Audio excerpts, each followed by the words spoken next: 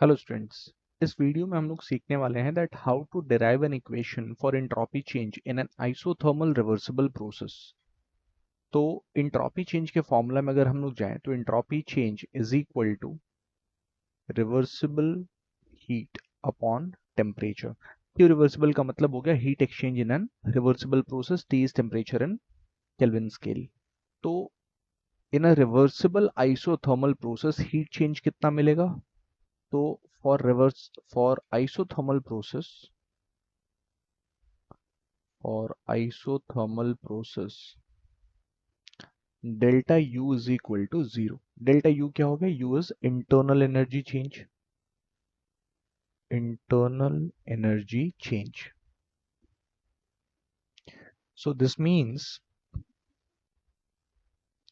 Q plus W, heat plus work, will be equal to 0. क्यों ऐसा? Because delta U is equal to Q plus W. तो heat change जो हो जाएगा Q will be equal to negative of work done। और isothermal reversible process में work done का equation अपने पास ऑलरेडी अवेलेबल है। So in an isothermal reversible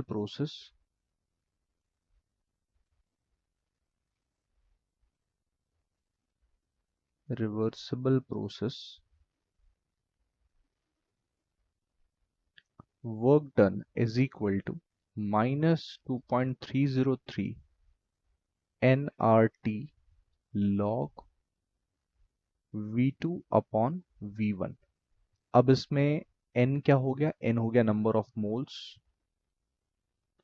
n is number of moles, R is gas constant,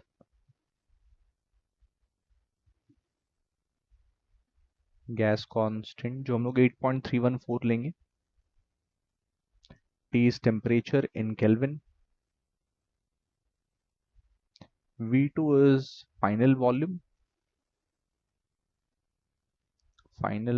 and V1 is initial volume। Volume का unit कुछ fix नहीं है, you can take any unit, बस सिर्फ ये ध्यान में रखना है कि जो भी यूनिट हम लोगों ने V2 का लिया वही सेम यूनिट हम लोग V1 का भी ले रहे होंगे।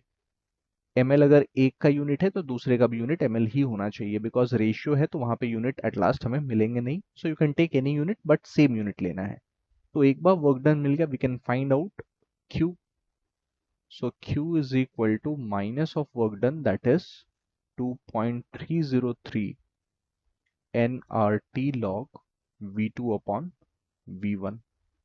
Now since we have got the expression of Q, delta S is equal to Q reversible upon T। अब Q reversible का एक्सप्रेशन ऑलरेडी ऊपर अवेलेबल है। सो 2.303 nRT log V2 upon V1। Temperature से डिवाइड कर दिया हम लोगों ने तो टेम्परेचर यहां से हट जाएगा, will be left with delta S is equal to 2.303 nR log V2 upon V1। तो ये एक्सप्रेशन मिल गया। Also at constant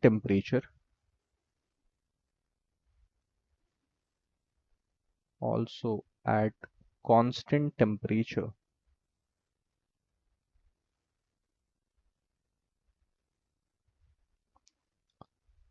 V2 upon V1 is equal to P1 by P2। okay, because PV is equal to a constant। तो PV क्या हो जाता है? Constant हो जाता है यहाँ पे।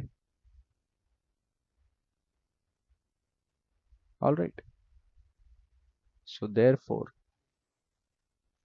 Delta S is equal to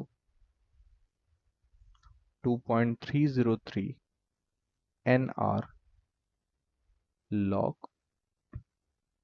P1 upon V2। तो हम लोग चाहें तो ये इक्वेशन भी यूज कर सकते हैं अगर प्रेशर दिया हुआ है, और अगर वॉल्यूम दिया हुआ है तो V2 अपॉन V1 वाला एक्सप्रेशन यूज कर लेंगे। By using any of the two equation you can find out the entropy change. तो एंट्रोपी चेंज के प्रॉब्लम जो भी जेईई मेंस या नेट के एग्जाम में आते हैं उसमें सबसे इंपॉर्टेंट यही इक्वेशन है। So please understand the equation and then practice some problems on it. Thank you.